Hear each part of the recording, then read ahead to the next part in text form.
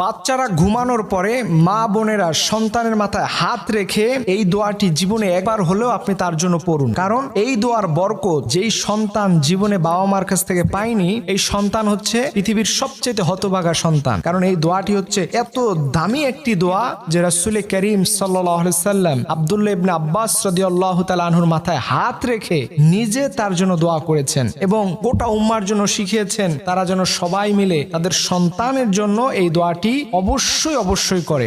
ভালো মানুষ এসে পরিণত হবে এবং এর মাধ্যমে তার মাথার তার ব্রেন শক্তি, তার মেধা শক্তি এত বেশি বৃদ্ধি পাবে যে আপনি কল্পনাও করতে পারবেন না। এর জন্য রাসূল সাল্লাল্লাহু আলাইহি সাল্লাম আমাদেরকে শিখিয়েছেন যে অবশ্যই এই দোয়াটি তার মাথায় হাত রেখে ঘুমানোর পরে তোমরা পড়বে, আল্লাহুম্মা ফাক্কিহু ফিদ্দীন ওয়া আল্লিমহু তাউইলা।